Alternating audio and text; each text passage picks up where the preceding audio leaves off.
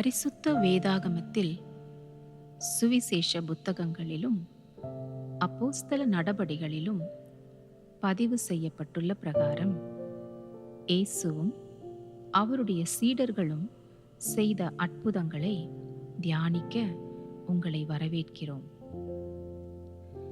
வேதாகமத்தின் புதிய ஏற்பாடு முழுவதும் தேவன் தம்முடைய இணையற்ற வல்லமையை கொண்டு தமது ஜனங்களை வியாதியிலிருந்து சுகமாக்கி அவர்களுடைய உடைச்சல்களிலிருந்து மீட்டெடுத்து தமது மனதுருக்கத்தை அவர்களுக்கு காட்டுவதில் எப்பொழுதும் தீவிரமாகவே இருக்கிறார்.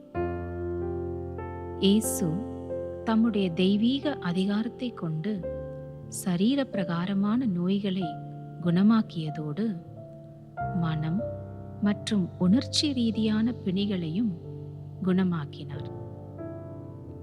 பிதாவின் இருதயம் இரக்கத்தினாலும் அன்பினாலும் நிரம்பி இருக்கிறது என்று இயேசு நமக்கு காண்பித்திருக்கிறார். நாம் எல்லா விதத்திலும் நன்றாக இருப்பதையே அவர் விரும்புகிறார். அப்போஸ்தல நடபடிகளின் புஸ்தகத்திலும் இயேசு செய்த அதே சுகமளிக்கும் ஊழியத்தை பரிசுத்த ஆவியானவரின் பலத்தை கொண்டு அவருடைய சீடர்கள் தொடர்ந்தனர் என்று பார்க்கிறோம். இயேசுவின் பூமிக்குரிய ஊழியத்தில் பாய்ந்த அதே வல்லமை சுவிசேஷத்தை கூறி வியாதியஸ்தர்களை குணமாக்கின சீடர்கள் மூலமாகவும் பாய்ந்தது. இந்த தொடர்ந்தேர்ச்சியான தேவனுடைய செயலானது தமது ஜனங்களுக்கு அவர்களுடைய ஆவியிலும் ஆத்மாவிலும் பூரண சுகத்தை கொண்டு வர வேண்டும் என்ற அவருடைய மாறாத தன்மைக்கு சாட்சியாக இருக்கிறது. இந்த சுகமளிக்கும் உண்மை சம்பவங்களை நாம் இப்பொழுது தியானிக்கையில் அப்போஸ்தலருடைய நாட்களில் அற்புத சுகத்தை அருளிய அதே வல்லமைக்கு உங்களுடைய இருதயத்தை திறந்து கொடுங்கள். இயேசுவும் அவருடைய சீடர்களும் நிரூபித்த அதே வல்லமை இன்றைக்கு உங்களுக்கும் அருளப்பட்டிருக்கிறது. தேவனுடைய அற்புத சுகமளிக்கும் தொடுதலை நேரமோ அல்லது கால சூழ்நிலையோ மட்டுப்படுத்த முடியாது என்று அறிந்தவர்களாக இயேசு மற்றும் அவருடைய சீடர்களுடைய மனதுருக்கத்தை குறித்து தியானிக்க அனுமதியுங்கள். மூச்சை நன்றாக இழுத்து விடுங்கள். சமாதான காற்றை சுவாசியுங்கள். நாம் தொடர்ந்து தியானிக்கவிருக்கும் அற்புத சுகங்களின் உண்மை சம்பவங்களில் உங்களையே நீங்கள் மூழ்கடியுங்கள். கடந்த காலங்களில் அற்புத சுகத்தை கொடுத்த அதே இயேசு இன்றைக்கும் உங்களோடு இருந்து பூரண சுகத்தை கொடுக்க ஆயத்தமாயிருக்கிறார்.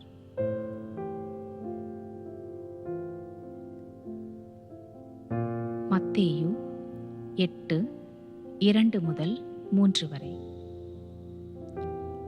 அப்பொழுது குஷ்டரோகி ஒருவன் வந்து அவரை பணிந்து, ஆண்டவரே, உமக்கு சித்தமானால் என்னை சுத்தமாக்க உம்மால் ஆகும் என்றான். இயேசு தமது கையை நீட்டி அவனை தொட்டு, எனக்கு சித்தம் உண்டு, சுத்தமாகு என்றார். உடனே குஷ்டரோகம் நீங்கி அவன் சுத்தமானான். மத்தேயு 8:5-10 மற்றும் 13 இயேசு கப்பர்நகூமில் பிரவேசித்த போது 100க்கு அதிபதி ஒருவன் அவரிடத்தில் வந்து, ஆண்டவரே, என் வேலைக்காரன் வீட்டிலே திமிர்வாதமாய் கிடந்து கொடிய வேதனைப்படுகிறான் என்று அவரை வேண்டிக் கொண்டான். அதற்கு இயேசு, நான் வந்து அவனை சொஸ்தமாக்குவேன் என்றார். 100க்கு அதிபதி பிரதியுத்தரமாக, ஆண்டவரே, நீர் என் வீட்டுக்குள் பிரவேசிக்க நான் பாத்திரன் அல்ல. ஒரு வார்த்தை மாத்திரம் சொல்லும், அப்பொழுது என் வேலைக்காரன் சொஸ்தமாவான். நான் அதிகாரத்துக்கு கீழ்ப்பட்டவனாயிருந்தும் எனக்கு கீழ்ப்பட்டிருக்கிற சேவகரும் உண்டு. நான் ஒருவனை போவென்றால் போகிறான், மற்றொருவனை வா வென்றால் வருகிறான், என் வேலைக்காரனை இதை செய் என்றால் செய்கிறான் என்றான். இயேசு இதை கேட்டு ஆச்சரியப்பட்டு தமக்கு பின் செல்லுகிறவர்களை நோக்கி, இஸ்ரவேலருக்குள்ளும் நான் இப்படிப்பட்ட விசுவாசத்தை காணவில்லை என்று மெய்யாகவே உங்களுக்கு சொல்லுகிறேன். பின்பு இயேசு 100க்கு அதிபதியை நோக்கி, நீ போகலாம், நீ விசுவாசித்தபடியே உனக்கு ஆகக்கடவது என்றார். அந்த நாழிகையிலே அவன் வேலைக்காரன் சொஸ்தமானான். மத்தேயு 8:14 முதல் 17 வரை.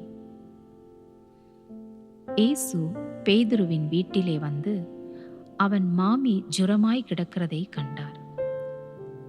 அவர் அவள் கையை தொட்டவுடனே ஜுரம் அவளை விட்டு நீங்கிற்று. அவள் எழுந்திருந்து அவர்களுக்கு பணிவிடை செய்தாள். அஸ்தமனமான போது பிசாசு பிடித்திருந்த அநேகரை அவரிடத்தில் கொண்டு வந்தார்கள். அவர் அந்த ஆவிகளை தமது வார்த்தையினாலே துரத்தி பிணியாளிகள் எல்லாரையும் சொஸ்தமாக்கினார். அவர் தாமே நம்முடைய பலவீனங்களை ஏற்றுக்கொண்டு நம்முடைய நோய்களை சுமந்தார் என்று ஏசாயா தீர்க்கதரிசியினால் உரைக்கப்பட்டது நிறைவேறும்படி இப்படி நடந்தது. மத்தேயு 9:20 முதல் 22 வரை. அப்பொழுது 12 வருஷமாய் பெரும்பாடுள்ள ஒரு ஸ்திரீ, நான் அவருடைய வஸ்திரத்தையாகிலும் தொட்டால் சொஸ்தமாவேன் என்று தன் உள்ளத்தில் எண்ணிக்கொண்டு அவர் பின்னாலே வந்து அவருடைய வஸ்திரத்தின் ஓரத்தை தொட்டாள். இயேசு திரும்பி அவளை பார்த்து, மகளே, திடன் கொள், உன் விசுவாசம் உன்னை ரட்சித்தது என்றார். அந்நேரம் முதல் அந்த ஸ்திரீ சொஸ்தமானாள். மத்தேயு 9:27 முதல் 35 வரை. இயேசு அவ்விடம் விட்டு போகையில் 2 குருடர் அவர் பின்னே சென்று, தாவீதின் குமாரனே, எங்களுக்கு இரங்கும் என்று கூப்பிட்டார்கள்.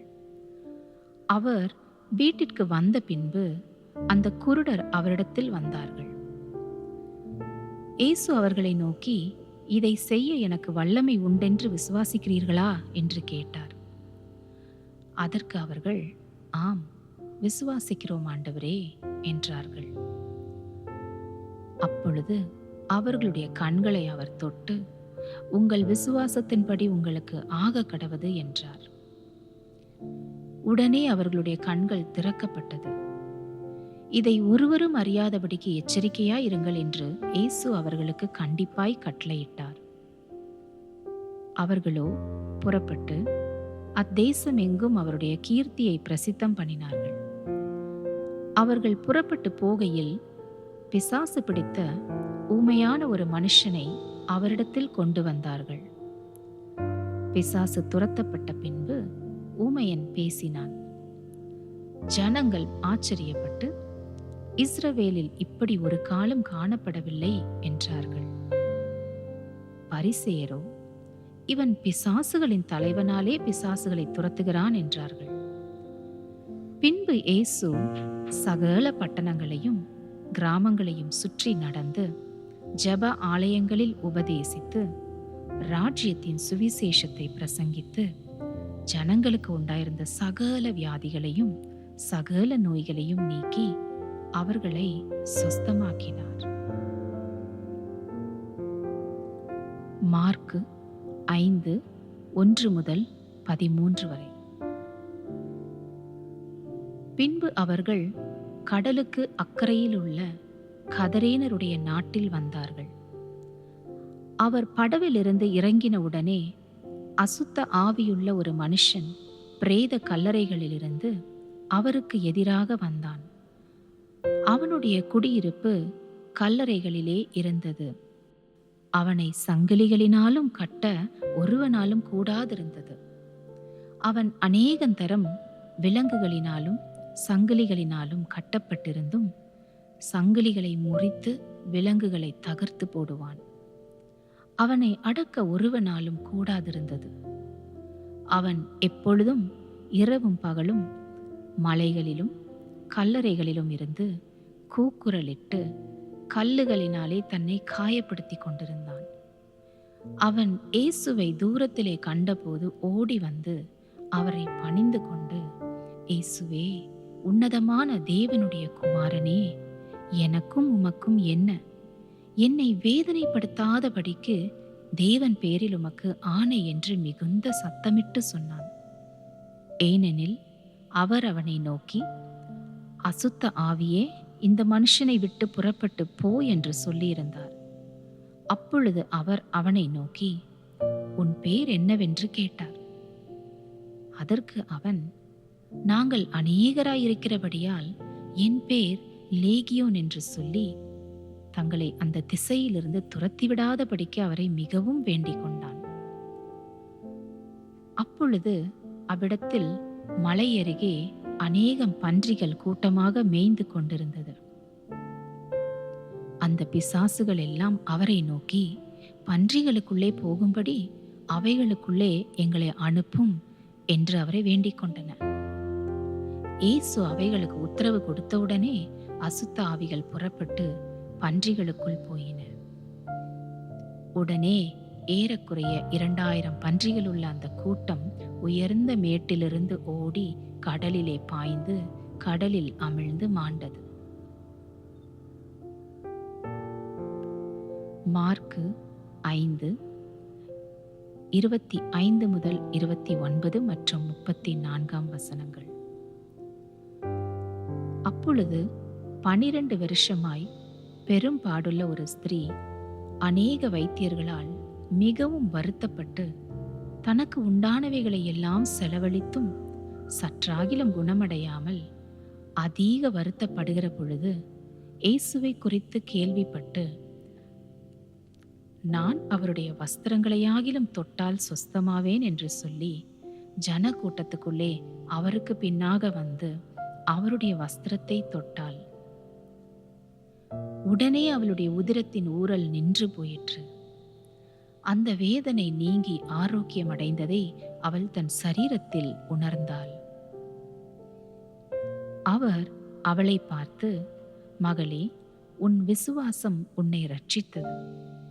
நீ சமாதானத்தோடே போய் உன் வேதனை நீங்கி சுகமாயிரு என்றார். மார்க்கு 6:53 முதல் 56 வசனங்கள். அவர்கள் கடலை கடந்து கெனசரேத் என்னும் நாட்டிற்கு வந்து கரை பிடித்தார்கள். அவர்கள் படவில் இருந்து இறங்கின உடனே ஜனங்கள் அவரை அறிந்து அந்த சுற்றுப்புறம் எங்கும் ஓடித் திரிந்து பிணியாளிகளை படுக்கைகளில் கிடத்தி அவர் வந்திருக்கிறார் என்று கேள்விப்பட்ட இடங்களிலெல்லாம் சுமந்து கொண்டு வந்தார்கள். அல்லாமலும் அவர் பிரவேசித்த கிராமங்கள், பட்டணங்கள், நாடுகள் எவைகளோ அவைகளின் சந்தை வெளிகளிலே வியாதிக்காரரை வைத்து அவருடைய வஸ்திரத்தின் ஓரத்தையாகிலும் அவர்கள் தொடும்படி உத்தரவாக வேண்டும் என்று அவரை வேண்டிக் கொண்டார்கள். அவரை தொட்ட யாவரும் சொஸ்தமானார்கள். மார்க்கு 7:25 முதல் 37 வரை. அசுத்த ஆவி பிடித்திருந்த ஒரு சிறு பெண்ணின் தாயாகிய ஒரு ஸ்திரீ அவரை குறித்து கேள்விப்பட்டு வந்து அவர் பாதத்தில் விழுந்தாள். அந்த ஸ்திரீ சீரோபேனிக்கியா தேசத்தால் ஆகிய கிரேக்க ஸ்திரீயாயிருந்தாள். அவள் தன் மகளை பிடித்திருந்த பிசாசை துரத்திவிட வேண்டுமென்று அவரை வேண்டிக் கொண்டாள். இயேசு அவளை நோக்கி, முந்தி பிள்ளைகள் திருப்தி அடையட்டும், பிள்ளைகளின் அப்பத்தை எடுத்து நாய்க்குட்டிகளுக்கு போடுகிறது நல்லதல்ல என்றார். அதற்கு அவள், மெய்தான் ஆண்டவரே, ஆகிலும் மேஜையின் கீழ் இருக்கும் நாய்க்குட்டிகள் பிள்ளைகள் சிந்துகிற துணிக்கைகளை தின்னுமே என்றாள். அப்பொழுது அவர், நீ சொன்ன அந்த வார்த்தை நிமித்தம் போகலாம், பிசாசு உன் மகளை விட்டு நீங்கி போயிற்று என்றார். அவள் தன் வீட்டுக்கு வந்த பொழுது பிசாசு போய்விட்டதையும் தன் மகள் கட்டிலில் படுத்திருக்கிறதையும் கண்டாள். மறுபடியும் அவர் தீரு சீதோன் பட்டணங்களின் எல்லைகளை விட்டு புறப்பட்டு தெக்கப்போலியின் எல்லைகளின் வழியாய் கலிலேயா கடலருகே வந்தார். அங்கே கொன்னை வாயுடைய ஒரு செவிடனை அவரிடத்தில் கொண்டு வந்து அவர் தமது கையை அவன் மேல் வைக்கும்படி வேண்டிக் கொண்டார்கள். அப்பொழுது அவர் அவனை ஜனக்கூட்டத்தை விட்டு தனியே அழைத்து கொண்டு போய் தம்முடைய விரல்களை அவன் காதுகளில் வைத்து உமிழ்ந்து அவனுடைய நாவை தொட்டு வானத்தை அண்ணாந்து பார்த்து பெருமூச்சு விட்டு எப்பத்தா என்றார். அதற்கு திறக்கப்படுவாயாக என்று அர்த்தமாம். உடனே அவனுடைய செவிகள் திறக்கப்பட்டு அவனுடைய நாவின் கட்டும் அவிழ்ந்து அவன் செவ்வையாய் பேசினான்.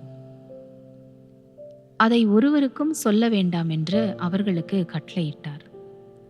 ஆகிலும் எவ்வளவு அதிகமாய் அவர்களுக்கு கட்டளையிட்டாரோ அவ்வளவு அதிகமாய் அவர்கள் அதை பிரசித்தம் பண்ணி எல்லாவற்றையும் நன்றாய் செய்தார், செவிடர் கேட்கவும் ஊமையர் பேசவும் பண்ணுகிறார் என்று சொல்லி மென்மேலும் ஆச்சரியப்பட்டார்கள். மார்க்கு 9:17 முதல் 29 வசனங்கள் வரை. அப்பொழுது ஜனக்கூட்டத்தில் ஒருவன் அவரை நோக்கி, போதகரே, ஊமையான ஒரு ஆவி பிடித்த என் மகனை உம்மிடத்தில் கொண்டு வந்தேன்.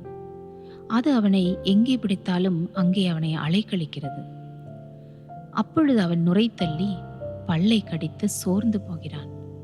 அதை துரத்திவிடும்படி உம்முடைய சீஷரிடத்தில் கேட்டேன், அவர்களால் கூடாமல் போயிற்று என்றான். அவர் பிரதியுத்தரமாக, விசுவாசமில்லாத சந்ததியே, எதுவரைக்கும் நான் உங்களோடு இருப்பேன்? எதுவரைக்கும் உங்களிடத்தில் பொறுமையாய் இருப்பேன்? அவனை என்னிடத்தில் கொண்டு வாருங்கள் என்றார். அவனை அவரிடத்தில் கொண்டு வந்தார்கள். அவரை கண்டவுடனே அந்த ஆவி அவனை அலைக்கழித்தது. அவன் தரையிலே விழுந்து நுரை தள்ளி புரண்டான். அவர் அவனுடைய தகப்பனை நோக்கி, இது இவனுக்கு உண்டாகி எவ்வளவு காலமாயிற்று என்று கேட்டார். அதற்கு அவன், சிறு வயது முதற்கொண்டே உண்டாயிருக்கிறது. இவனை கொல்லும்படிக்கு அது அநேகம் தரம் தீயிலும் தண்ணீரிலும் தள்ளிற்று.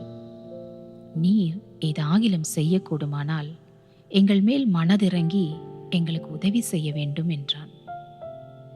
இயேசு அவனை நோக்கி, நீ விசுவாசிக்க கூடுமானால் ஆகும், விசுவாசிக்கிறவனுக்கு எல்லாம் கூடும் என்றார்.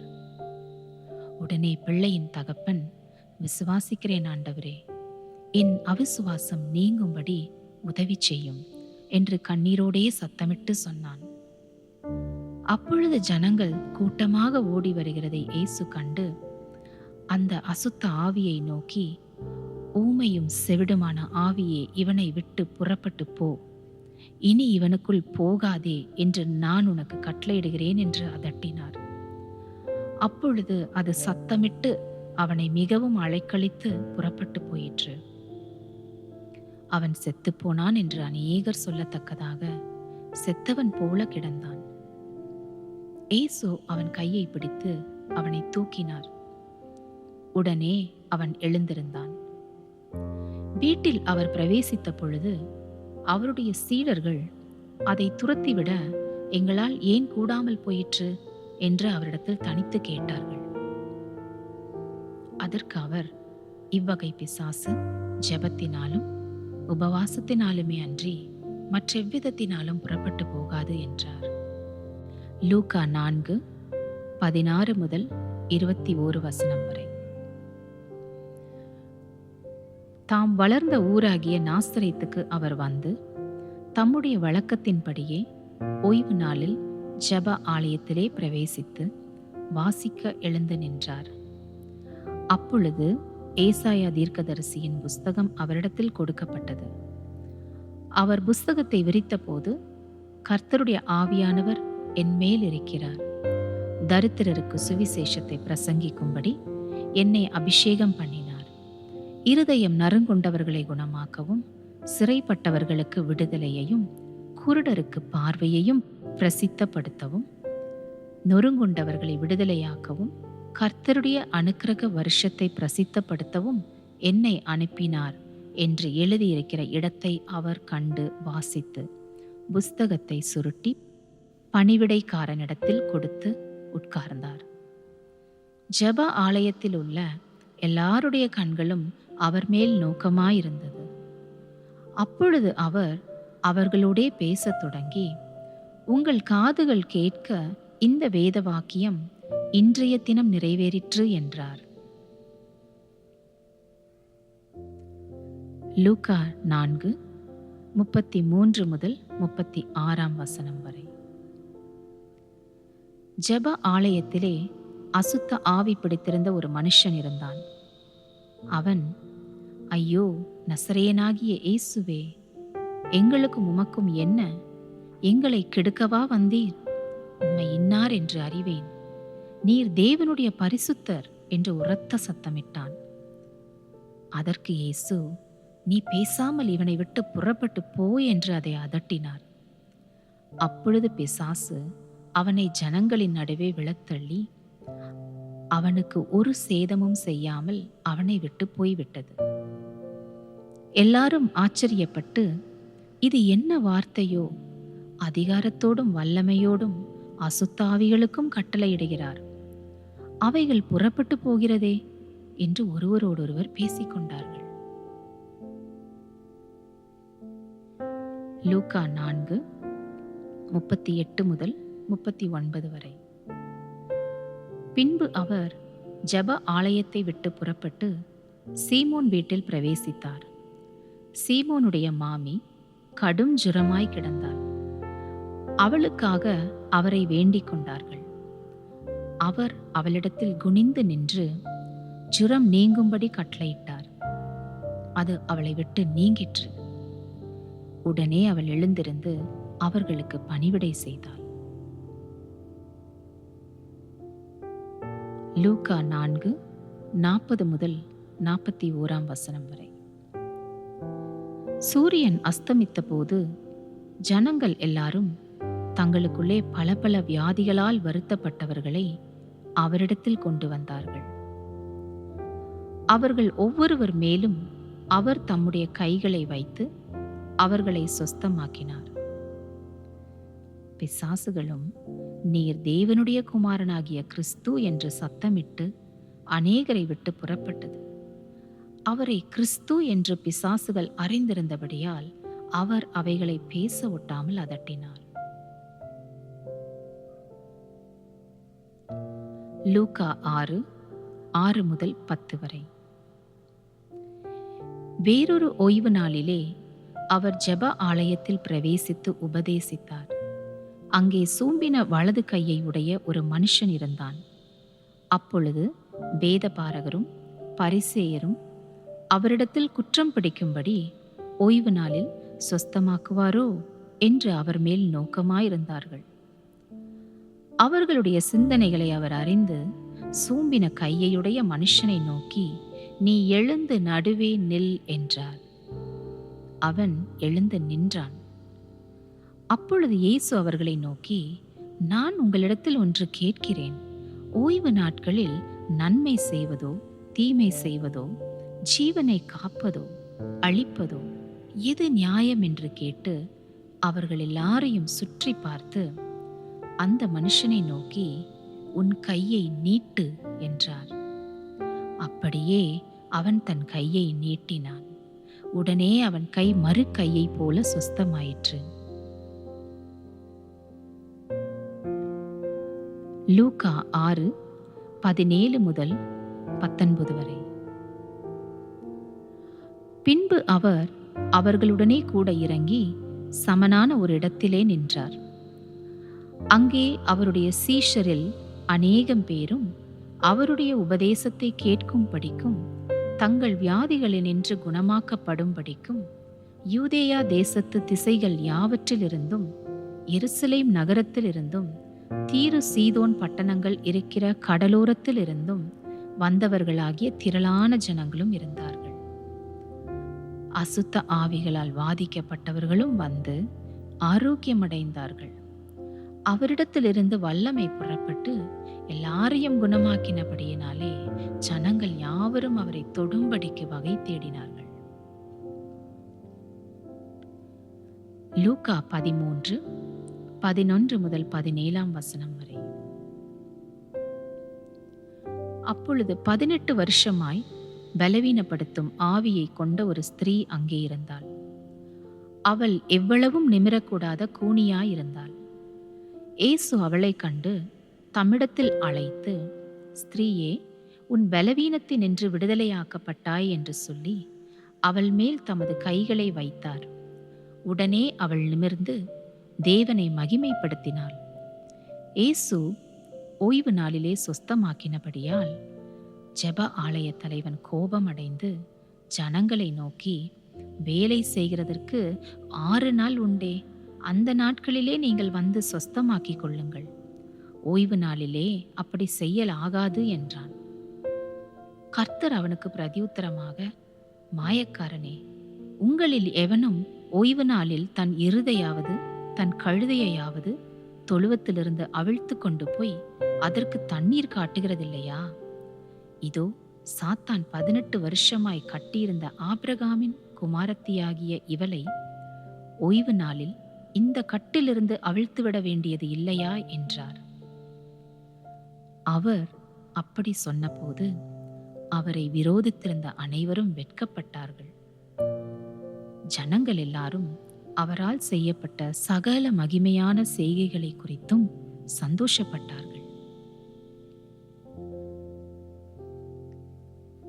யோவான் 5:2-14 வரை. எபிரேய பாஷையிலே பெதஸ்தா என்னப்பட்ட ஒரு குளம் எருசலேமில் ஆட்டு வாசலின் அருகே இருக்கிறது. அதற்கு 5 மண்டபங்கள் உண்டு. அவைகளிலே குருடர், சப்பானிகள், சூம்பின உறுப்பு உடையவர்கள் முதலான வியாதிக்காரர் அநேகர் படுத்திருந்து தண்ணீர் எப்பொழுது கலங்கும் என்று காத்து கொண்டிருப்பார்கள்.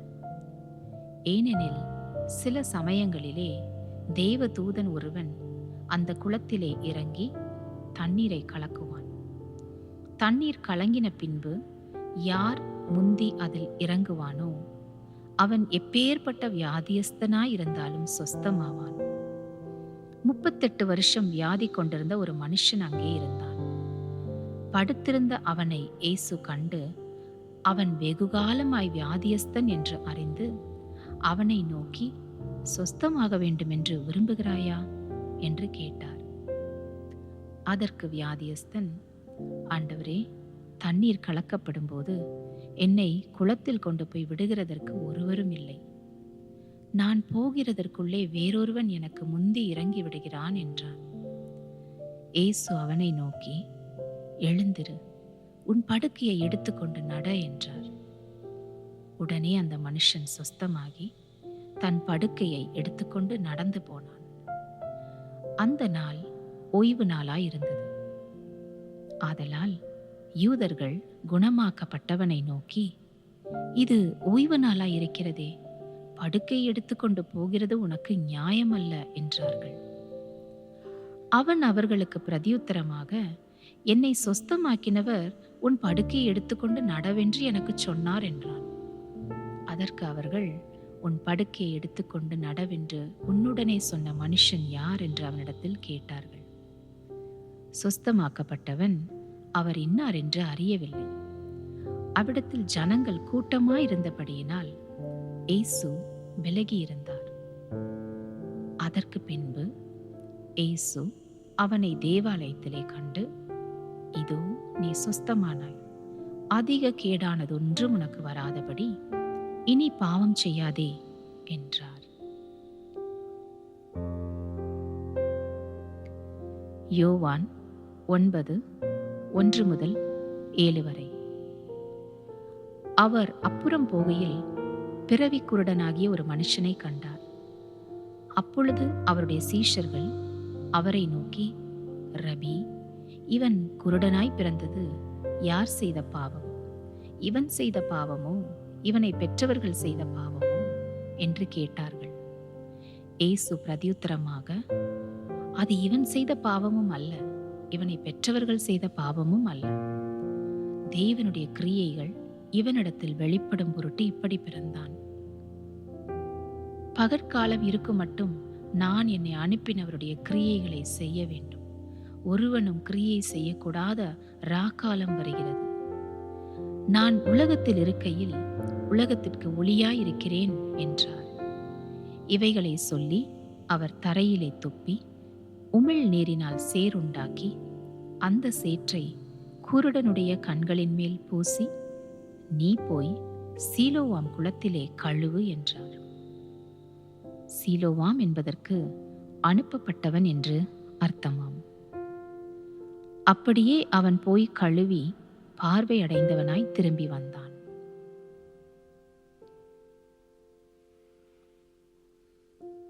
அப்போஸ்தல நடபடிகள் 3ஆம் அதிகாரம் 1 முதல் 16ஆம் வசனம் வரை.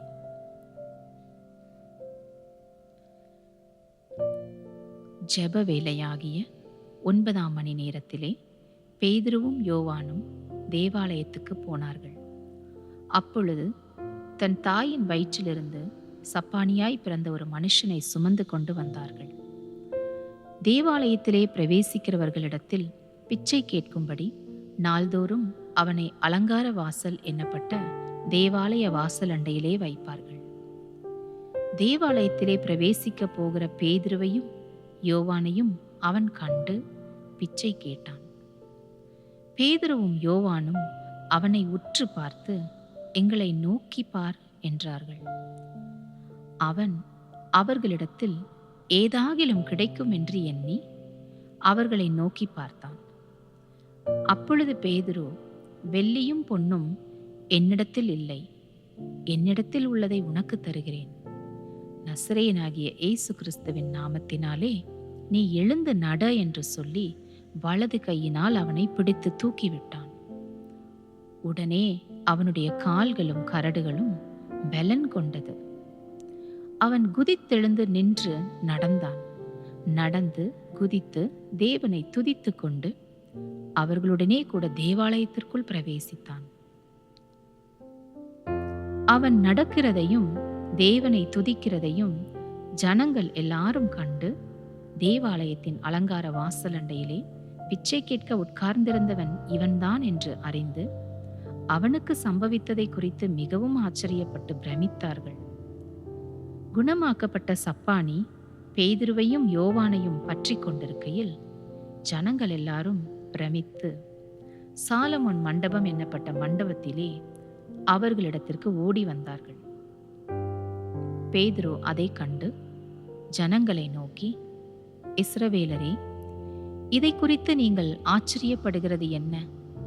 நாங்கள் எங்கள் சுய சக்தியினாலாவது எங்கள் சுய பக்தியினாலாவது இவனை நடக்க பண்ணினோம் என்று நீங்கள் எங்களை நோக்கி பார்க்கிறது என்ன? ஆபிரகாம், ஈசாக்கு, யாக்கோபு என்பவர்களுடைய தேவனாகிய நம்முடைய பிதாக்களின் தேவன் நம்முடைய பிள்ளையாகிய இயேசுவை மகிமைப்படுத்தினார். அவரை நீங்கள் ஒப்பு கொடுத்தீர்கள். பிலாத்து அவரை விடுதலையாக்க தீர்மானித்த போது அவனுக்கு முன்பாக அவரை மறுதலித்தீர்கள். பரிசுத்தமும் நீதியும் உள்ளவரை நீங்கள் மறுதலித்து கொலைபாதகனை உங்களுக்காக விடுதலை பண்ண வேண்டும் என்று கேட்டு ஜீவாதிபதியை கொலை செய்தீர்கள். அவரை தேவன் மரித்தோரிலிருந்து எழுப்பினார். அதற்கு நாங்கள் சாட்சிகளாயிருக்கிறோம். அவருடைய நாமத்தை பற்றும் விசுவாசத்தினாலே அவருடைய நாமமே நீங்கள் பார்த்து அறிந்திருக்கிற இவனை பலப்படுத்தினது. அவரால் உண்டாகிய விசுவாசமே உங்கள் எல்லாருக்கும் முன்பாக இந்த சர்வாங்க சுகத்தை இவனுக்கு கொடுத்தது. அப்போஸ்தல நடபடிகள் 9ஆம் அதிகாரம் 33 முதல் 35 வரை. அங்கே 8 வருஷமாய் கட்டிலின் மேல் திமிர்வாதம் உள்ளவனாய் கிடந்த ஐனேயா என்னும் பேருள்ள ஒரு மனுஷனை கண்டான். பேதுரு அவனை பார்த்து, ஐனேயாவே, இயேசு கிறிஸ்து உன்னை குணமாக்குகிறார். நீ எழுந்து உன் படுக்கையை நீயே போட்டுக்கொள் என்றான். உடனே அவன் எழுந்திருந்தான். லித்தாவிலும் சாரோனிலும் குடியிருந்தவர்கள் எல்லாரும் அவனை கண்டு கர்த்தரிடத்தில் திரும்பினார்கள். அப்போஸ்தல நடபடிகள் 14ஆம் அதிகாரம் 8 முதல் 10 வரை. லீஸ்திராவிலே ஒருவன் தன் தாயின் வயிற்றிலிருந்து பிறந்தது முதல் சப்பானியாயிருந்து ஒருபோதும் நடவாமல் கால்கள் வழங்காதவனாய் உட்கார்ந்து பவுல் பேசுகிறதை கேட்டுக்கொண்டிருந்தான்.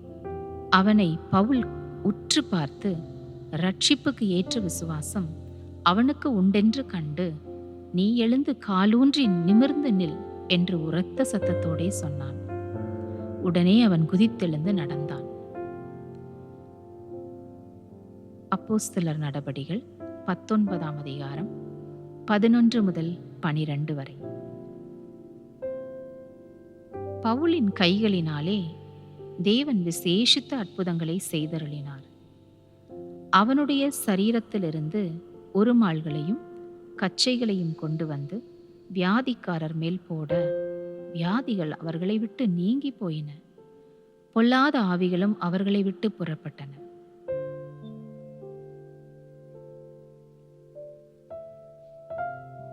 இயேசுவும் அவருடைய சீடர்களும் செய்த அற்புத சுகங்களை குறித்த இந்த தியானத்தின் முடிவுக்கு வந்திருக்கும் நாம், இந்த வசனங்களின் மூலமாக நாம் கண்டு கொண்ட அவருடைய இணையற்ற வல்லமையையும் மனதுருக்கத்தையும் சிந்திப்போமாக. பரிசுத்த ஆவியானவரின் பலன் கொண்டு இயேசுவும் அவருடைய சீடர்களும் பூமியில் செய்த ஊழியமானது, நாம் நமது ஆவி, ஆத்துமா, சரீரம், உணர்ச்சி என எல்லாவற்றிலேயும் செழித்திருப்பதே தேவனுடைய ஆழமான விருப்பம் என்பதையே காட்டுகிறது. நாம் தியானித்த அற்புதங்கள் கடந்த காலத்தில் மாத்திரம் நடந்த சம்பவங்கள் அல்ல. அவை இன்றைக்கும் தொடர்ந்து நம் மூலமாக தொடர்ந்து பாய்கின்ற தேவனுடைய அன்பிற்கும் வல்லமைக்கும் சாட்சியாக இருக்கின்றன.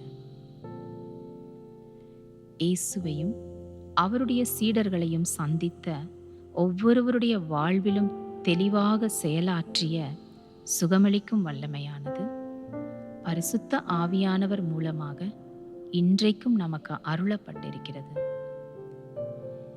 தேவன் ஒருபோதும் நமக்கு தூரமானவர் அல்ல. ஆகவே அவருடைய அற்புத சுகத்தை அருளும் தொடுதல் நமக்கு மிக அருகாமையிலேயே உள்ளது. நீங்கள் இன்னும் முன்னேறி செல்லும் போது இயேசுவே உங்களை குணமாக்குகிறவர் என்ற நினைவை எப்பொழுதும் சுமந்திடுங்கள். அவருடைய அன்புக்கும் வல்லமைக்கும் எல்லையே இல்லை. உங்களை மறுரூபமாக்கிட வேண்டும் என்ற அவருடைய ஆசையையும் எவராலும் அசைக்க முடியாது. உங்கள் வாழ்வின் எல்லா பகுதிகளையும் அவரால் மறுசீரமைக்க முடியும் என்பதை நம்புங்கள். அவருடைய சமாதானம், ஆறுதல் மற்றும் சுகமளிக்கும் வல்லமை உங்களுடைய இருதயத்தையும் மனதையும் நிரப்புவதாக. வேதாகமத்தில் வாசித்த அதே அற்புதங்கள் கொடுக்கும் நம்பிக்கையில் தலை நிமிர்ந்து நடந்திடுங்கள். சமாதானத்துடன் போங்கள். தேவனுடைய சுகமளிக்கும் வல்லமை இன்றைக்கும் உங்களுக்காக செயலாற்றி கொண்டிருக்கிறது என்ற நம்பிக்கை உங்களை நிரப்பட்டும்.